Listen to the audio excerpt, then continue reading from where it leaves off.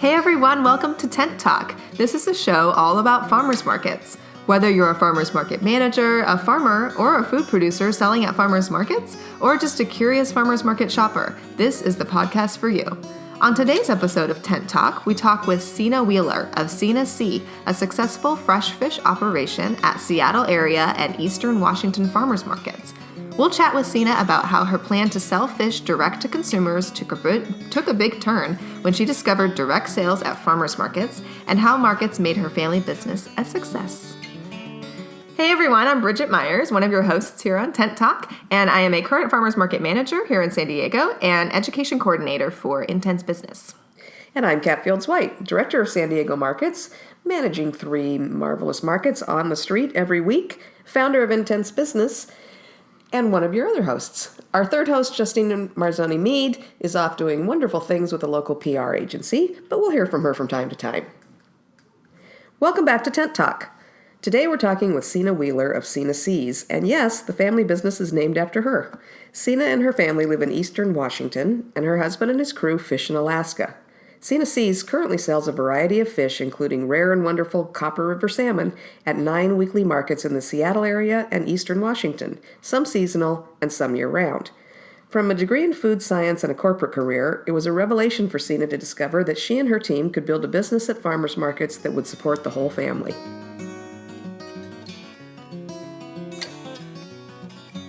Well, welcome to Sena from Sena Seas. Yes, the company's named after her. She and her husband operate a commercial fishing operation in Alaska and in Washington. And Washington, Seattle area, right? Sena is where she does farmers markets. That's right. Actually, we're from the Seattle area and we live in Eastern Washington now. So we do markets on both areas. Oh, wow. Where in Eastern Washington are you? Well, we're in Kashmir. So right near Wenatchee, the apple capital of the world. That's why you hear my allergies, because everything's blooming right. Oh, apple blossoms. Apple blossoms, yeah. But my husband and I are both from Vashon, a little island near Seattle. So we're pretty familiar with the west side as well. So we do both, which is that's great. Yeah, I know Vashon Island. I actually have a ton of relatives in Moses Lake. It's an obscure, small Eastern Washington town. So how long have you been in the fishing business? Is that a family business that either of you grew up in? Absolutely. My family is a long, multi-generational fisherman. So my grandpa immigrated from Norway and they were fishermen. And then as his brothers immigrated, they each got a boat, and that's what they did. So they longline, they're part of the Seattle fleet out of Ballard. They fished those beautiful wooden boats. Some of them are still fishing right now. And they did mostly halibut and black cod. And they fished from Alaska down to Mexico. Oh, wow. They fished a lot. And so it's really kind of cool. My mom grew up as a fisherman's daughter. And then I kind of call it an in-law. Her husband, my dad, became a fisherman through her family. So they got him on a boat. They got things passed down. The fishing way is to pass things through family. It's very, that's how they like to do it. So they got him on a boat and then had to kind of make room for my uncle and shift some things around. But there's a lot of boats in the family. So they got him going. And then it's just funny the way it worked out. My husband, Rich, ended up doing the same thing. And he broke in on my dad's boat. And what did he do before he started fishing? Well, he was in college. Oh, well, there you go then. So that's what he does. He's been fishing for 20 years. Oh, wow. Great. Yeah. Yeah. So he broke in longlining, and he's really expanded. And he does now halibut and black cod, which is longlining. And then he does salmon. He does the Copper River salmon. There's 5 species that run up there out of Cordova. So he does that as well. So he really took to fishing. He really loves it. So, great. Yeah, so I actually come from 3 generations or more of fishermen wives, so I kind of know the deal. And so what does a fisherman's wife do? What's your side of the business? Well, in this modern day, I have built a business out of fishing, which is really interesting and really fun, but just managing the home, completely while Rich is gone. is pretty big. And just I guess having that understanding of what the fishing lifestyle is all about. So for us, it's not like Rich is a fisherman and we do our thing. We're a fishing family. We understand the ebb and flow of the fishing lifestyle, and we're kind of all in. So with our business too, our kids are a really big part of it. And we go up to Alaska and we spend 6 weeks up there in the summer, and the kids go out on the boat and they fish with dad. And, they come to the farmers markets with us for Sena Sea. So they're very big. They help catch the fish. They help sell the fish. It's very big, big family business, family lifestyle, really. That's great. So a lot of farmers, the wives have, or somebody has a day job to keep the farm going. So do either of you do that? Do you have to have an off-season job or a job outside the fishing industry? Well, now Sena Sea is my day job. Gotcha. But I got my master's in food science and fell into fisheries food science because of my fishing. Just it's so natural for me. So I did have a food science career in a food company in Seattle. And I was working full time, and it got to be a lot when we had a couple kids and Rich was gone so much.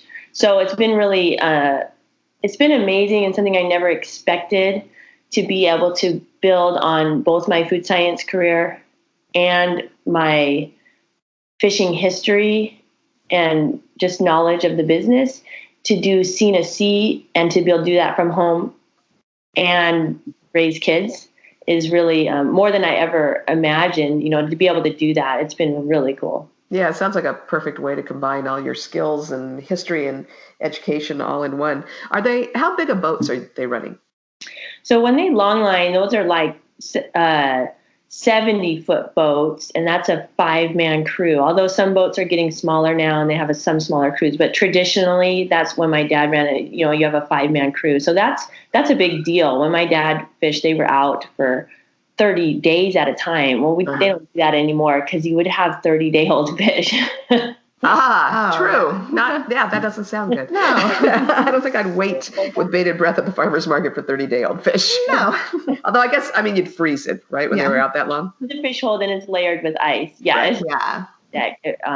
But now you go out for 3 to 5 days for longline. Those are bigger boats. For salmon, those are called, those are gill netters, and he's a bow picker. So that means the net goes off the bow, the front of the boat. And those are small boats. The whole fleet is really small boats. In fact, they have regulations on the size of the boat. So it's a 1 to 2 guy operation. Oh. There's the captain, and then they might have a crew guy. This year, our 13-year-old son will be Rich's crew guy. So that's exciting. That's nice. Yeah, there's a lot of those kind of boats in San Diego. A lot of our local fishing crew is just a couple of people, one to 3 people on the boat doing longline. Yeah, it's fun, and it's it's a little bit less crew to manage and feed. Sure. Oh yeah. Yeah. Well, when they're not you're not dealing with the big salmon like you see on the biggest catch thing and scary stuff going on those big boats. So that long lining is kind of that, but we're not the deadliest catch. And the biggest, the biggest thing on the deadliest catch, my dad used to crab a little bit. The biggest thing about that, the boats are big. Those are about a 5-man crew. The operation is really similar to long lining, but they're doing it in winter. Crab season is winter, and the weather is horrible, and that's just horrible. No, you don't want to be out there in a gale doing that. Yeah, so, it's the storms. That's what's scary. It's storms and stuff. Yeah. So for long lining, they have a quota system that allows them to not go out in the storm, which is great and much more safe. And then for salmon, they can always pretty much, they're fishing in the river or in the mouth of the river. It's a big river. So you feel, to me, it feels like the sound. But you can always pretty much see the shore unless it's a foggy day. So they're much smaller boats, and they're not out in the big swells. Oh, nice. Yeah. So can you tell us how you kind of transitioned from doing your being fisherman and having a fisherman family, and how you decided to start in the farmers markets and how that kind of went for you? Because I know you were thinking that wouldn't be a huge part of your business, but now it is. So can you kind of tell our listeners how you made that transition and how that worked for you? Absolutely. So we first started for a fisherman. Typically your catch goes straight to a big a big processor. And we've done that for 20 years. That is the norm in Alaska. And one day on the drive to Thanksgiving, Rich and I just came up with the idea that we might sell our own catch, and that's called direct marketing in fishermen. In the fisherman world, there's very few, but some people do it. So we kind of decided to direct market some of our fish that we catch ourselves, and we really imagined it as an internet business. We ship from Wenatchee, so we bring the fish down from Alaska in big boxes down to down to Washington. And from here, since I'm here, I can ship out to the lower 48 and right to people's doors. A small box, 6 to 10 portions, 6 to 20 portions, something like that. So we really built what we thought would be an internet business. And we put some money into the website. We were super excited, gathered around the computer when it went live. And it was like, wow, oh, okay, now what? You put all this time and energy into a website, and people have to go to the website. Right. Yeah, that's the tricky part. That's the trick. We sent out an email to all of our friends and family. Hey, we're doing this business. And really, our shipping business was on the backs of friends and family the first year. I mean, it was like it's kind of crickets on the internet until you're known. And so here we thought we were, and thank goodness, we didn't have too many customers because we had to figure out shipping, which is hard. Mm-hmm. So we're here. We have fish in the freezer that we've sent down. We haven't got paid for the fish. We need to sell it. And my husband calls from Alaska. He says, hey, I hear people do farmers markets. Get down to the farmers market. Just get that fish sold. So I kind of like, okay, sure, I'll look into that. I'll check that out. Yeah, see how that works. I'd been really kind of making it a point of bringing the kids around to some farmers markets. And so just as, wanting to support on my own.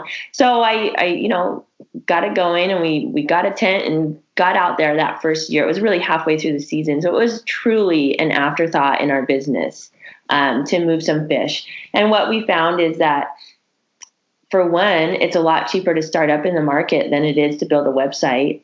Right. Mm-hmm. And no shipping cost. And no shipping. Just the learning curve on the market is a lot simpler. So it was really the best thing we did, and probably saved our business, because, if we would have relied just on the internet, it just wouldn't have moved fast enough to make it a real business. So we started going just at our local Wenatchee market, finished out the season, and then talked to a friend who lives on the west side in the Seattle area. And she has managed, work to the booths for different produce, people.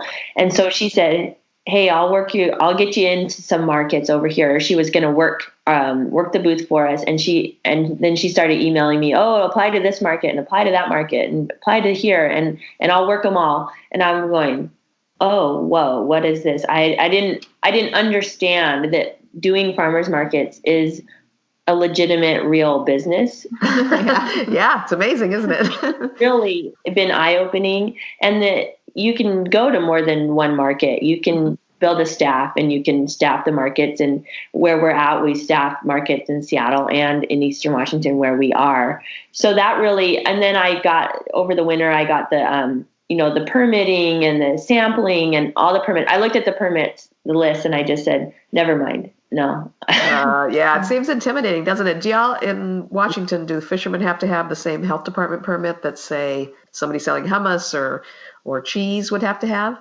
Well, the fish is all cut and processed at a processing facility and vacuum sealed. So we have their permitting at the processing facility. Mm-hmm. But we do sampling, and so we have permits for that. How do you do the sampling with the fish? So, when we first started, I was cooking up a whole fillet at home,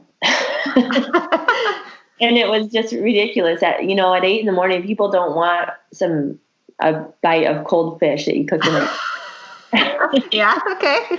So I think I'd say, maybe later. Yeah. If I was walking the market, and I don't think I would have been drawn to that first thing in the morning. No. Right. But we started getting some of our salmon smoked. So we good. have a full smoked line of products, and smoked salmon is delicious any time of the day. Right. True. Yeah. That's true. We sample our smoked salmon. We do a smoked salmon cream cheese spread, also made for crackers. Smart. And we sample that as well. So the smoked salmon and the salmon spread sample really well, and people really enjoy that. So we found that that's a fun thing to bring people into the booth. Is there a fisherman's market up there, maybe on the west side there? So this is kind of a new thing in California. Our farmers, our producers that are coming straight from the farm, don't have to do the health department permitting. They get a permit through the ag department. It's a much lighter thing. It's just sort of an inspection of what they do. And that's how they come to the farmer's market. Then the other folks doing jams and bread and coffee beans and all that have a different level of permitting. It's more expensive. It's a little more complicated through the health department. But recently in California, they've opened up a set of legislation that lets the fishermen be considered almost like farmers, but only at certain markets. So we've got a big, the Tuna Harbor fish market now in San Diego. It has to be within a certain amount of feet from the boat. So you can only do it near the water. They're down at a pier at Tuna Harbor, and they then can just bring it straight from the boat onto the tables, and they don't have to process. They don't have to go through the health department and PFRs and all that. Do you have anything like that in Washington? Do you know? That is really cool. We don't have anything like that I know of. We've always fished out of the fisherman's terminal for long lining, and sometimes people put up a sign on their boat on their own. You could get some fish off of the boat there.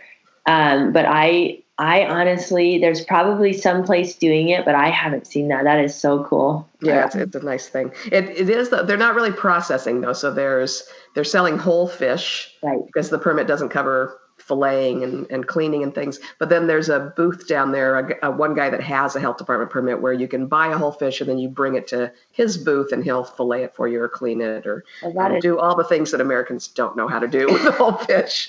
Yeah.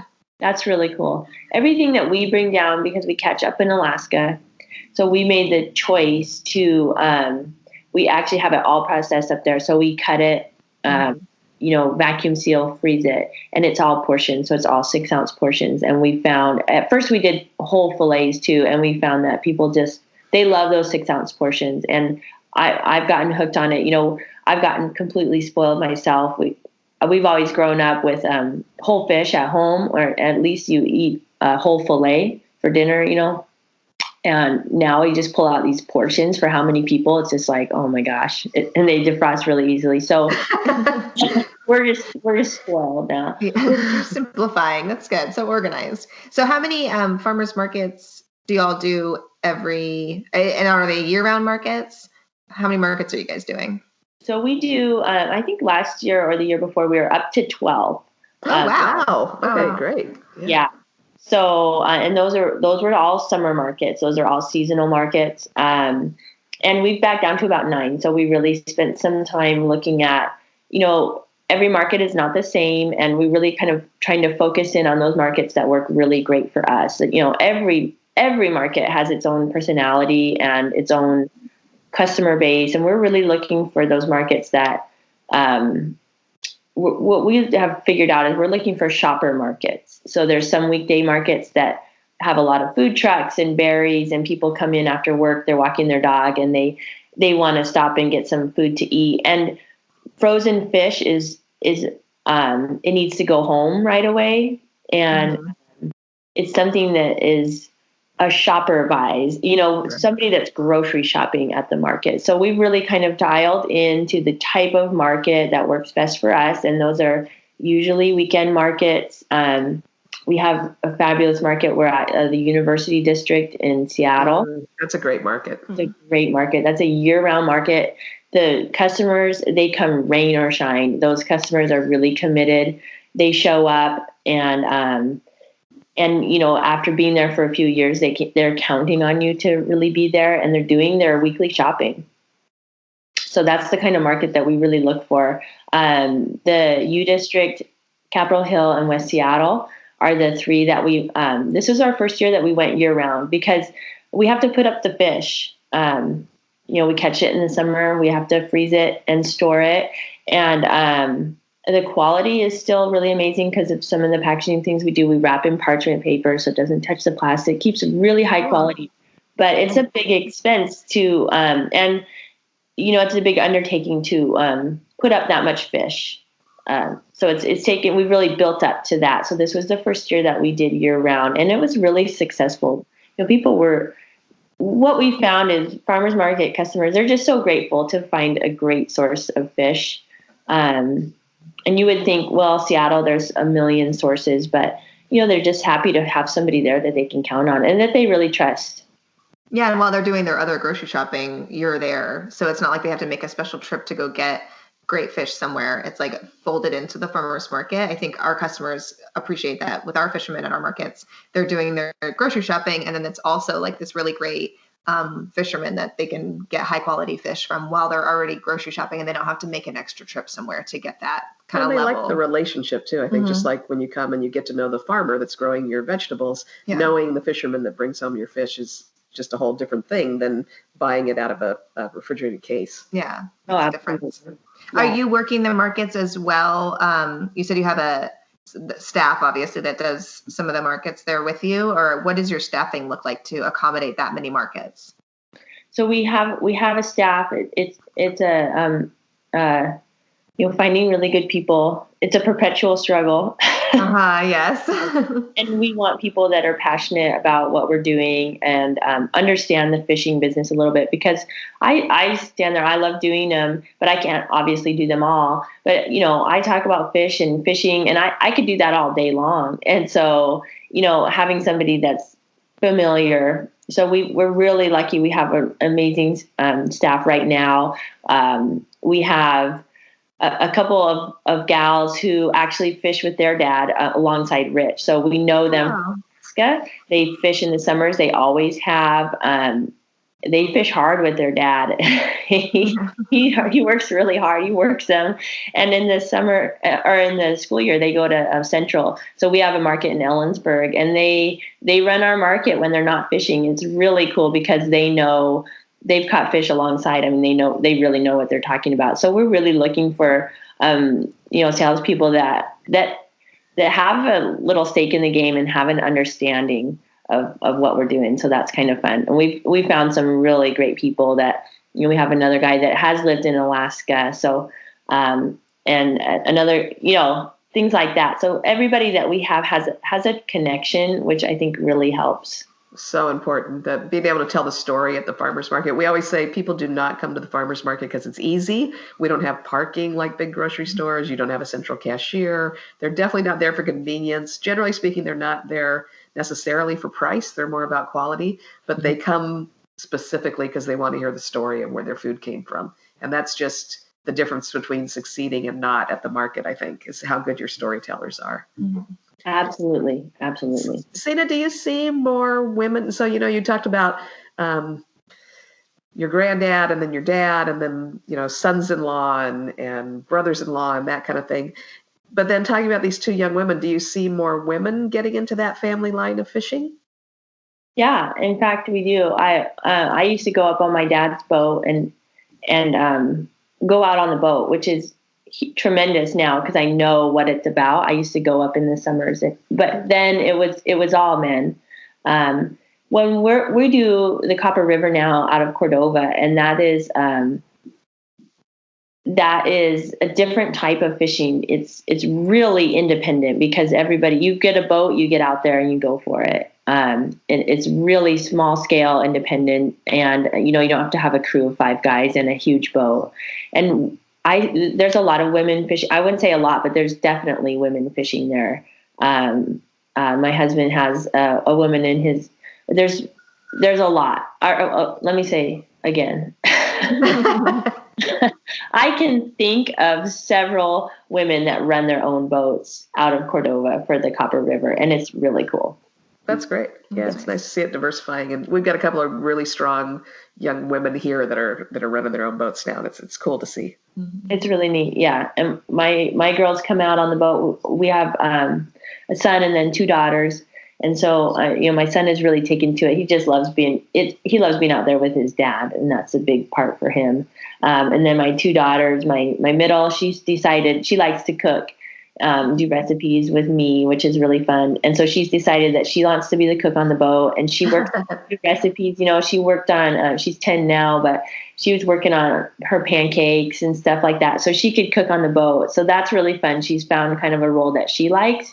And then our youngest, there's been times when we get into a swell and we're a little bit seasick. There was one time we're all down in the bunk. I'm down in the bunk. Even my son, who's been on the boat for 6 weeks, we're all down in the bunk. We've all given it up. We're napping, and my 6-year-old is out on the bow with dad with the spray in her face and just loving it. And he goes, "Oh, I found a future deckhand." That's great. Find that one kid that's going to really take the line and go. Yeah. So, Sena, I think you originally started at markets thinking that would get the word out and fuel your internet sales. Has it worked like that? Do you still do internet sales as well?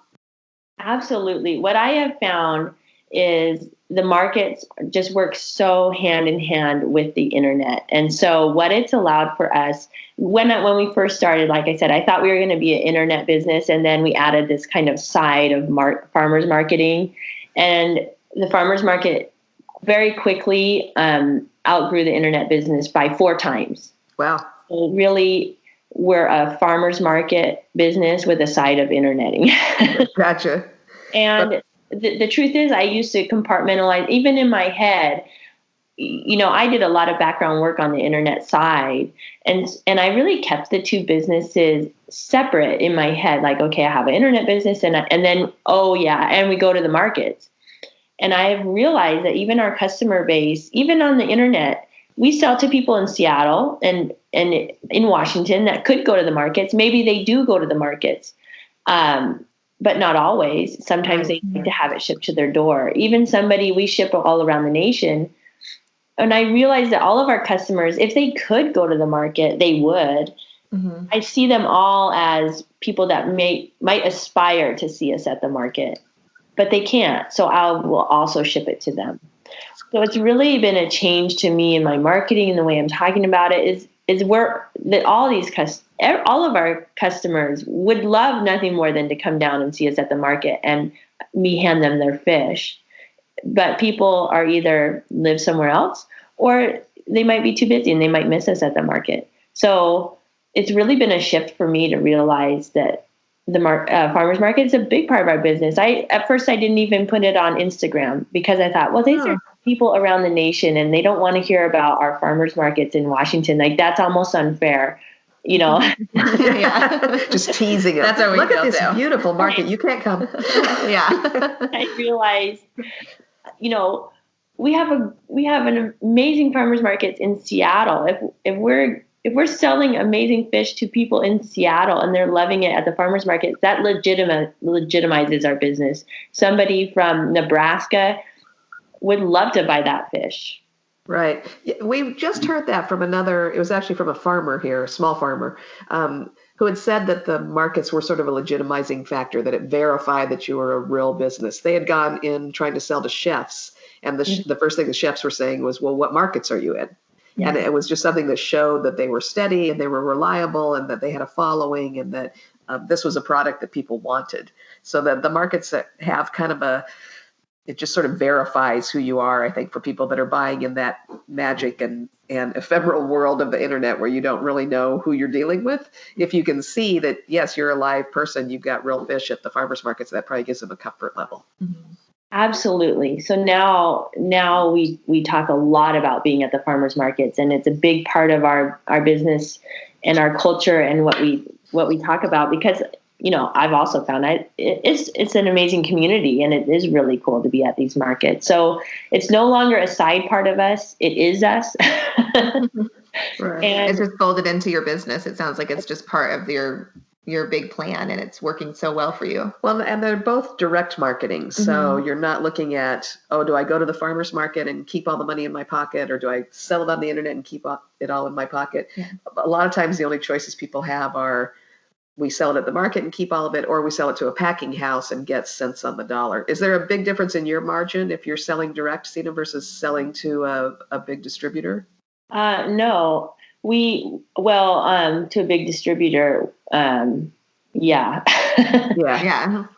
Internet versus markets. The markets, I mean, they bring us amazing tools. So not just being able to get fish sold, but the markets is what we use to judge the price. At the market, you play with the price. You can really find that sweet spot. And so we use the markets to gauge price. We use the markets to gauge acceptance. I mean, we can bring a new product down, a new size, or we do some really interesting stuff because we cut it all ourselves.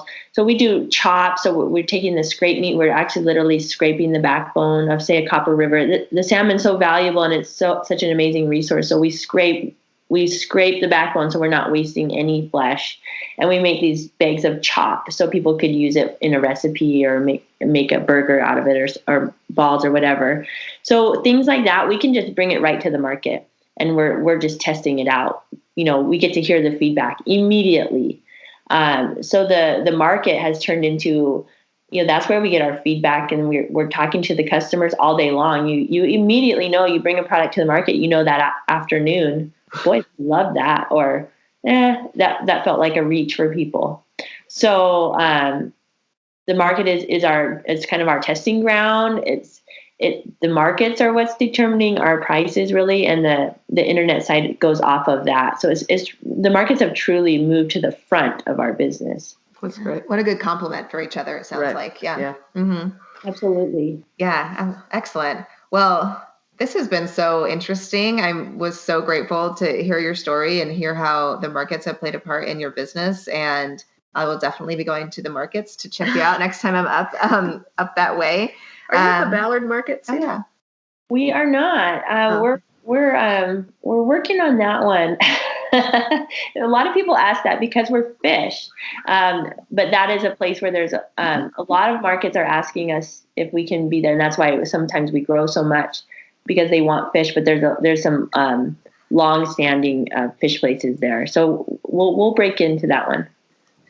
That's all good. Right. Yeah, my dad he's not in Washington most of the year, but he's in Seattle in the summer, in Ballard, actually. So, okay. But I will track you down at the University District when I'm visiting in Ballard next time. Absolutely. Stop by and say hi. That would be great. Perfect. Excellent. Do you have a question of the week, Bridge? Yeah, I think our question of the week should be fish related. So I was going to maybe have it be, what's maybe the most unique or the best fish that you've had? I don't know if you guys find some kind of different stuff out there when you're catching, or just the best way that you've prepared a certain kind of fish that is your favorite. So I'll give you a minute to think about that, Sena. But Kat, what do you think? What's a fish dish that's kind of sticks in your mind? I like whole fish. I love going to a Thai restaurant or somewhere where they do a whole fish and stuff it with spices and things and then bring it out to you whole. But I also love the live sea urchins that we get at the farmers market here in San Diego. We got a lot of urchin divers, so they crack them right open, wash them out a little bit. Sometimes they'll put a little ceviche on them or just some hot sauce, and it just. I think I said this on the Travel Channel. It tastes like the ocean. Yeah, that's your quote for urchin. Right. The urchin are a big draw at our market. We get a lot of kind of tourists that get really excited about that. So it's fun. It's a little photo op and tastes good, and they're in abundance around here. The spine's still moving as you're scooping them out with a spoon. It's a little creepy, but it's so tasty. Not my style, but that's good for everybody. Yeah.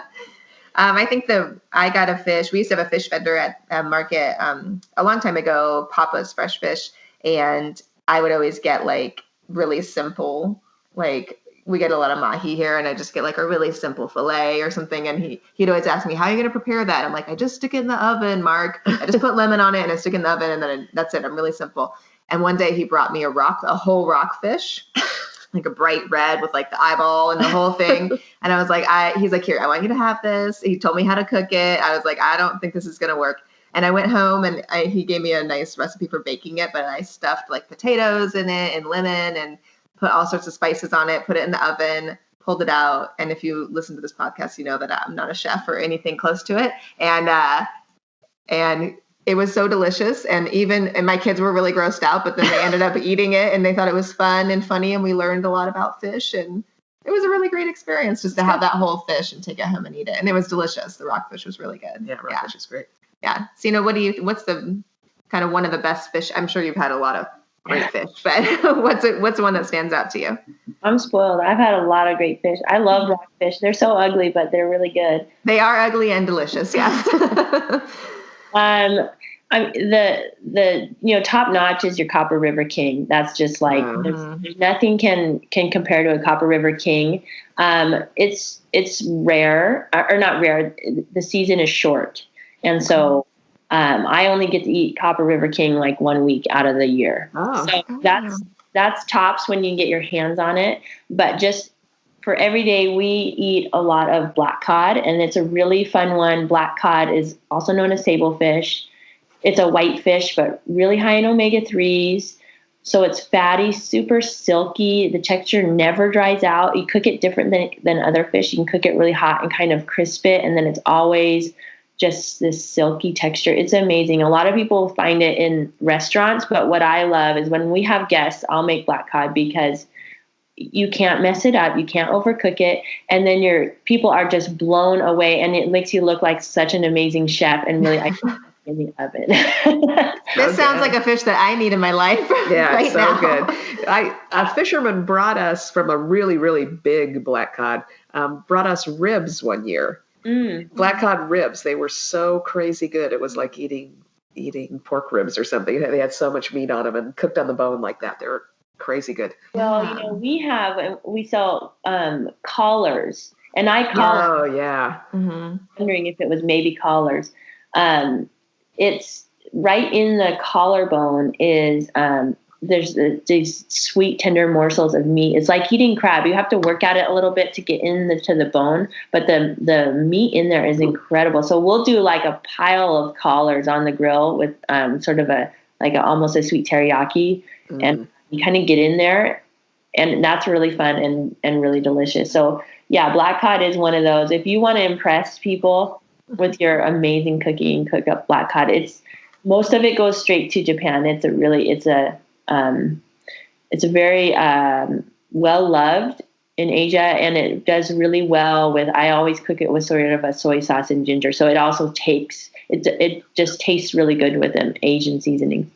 Yeah, nice. Yeah, I'm gonna look for that now. I think I'm gonna have to head out for breakfast and find myself a seafood omelet of some kind. I know now. I'm really hungry now. I'm getting pretty jealous about your job up there, but well, it was really great to speak with you. Thank you so much, and we will be searching you out next time we're up in the Washington area. So we get up there once or twice a year, so we'll come look for you. Yeah, thanks for being with us, and we'll talk to you soon, Sena. Thank you, Sena. See ya, Sena. See ya, Sena from CC. All right, thanks, Sena.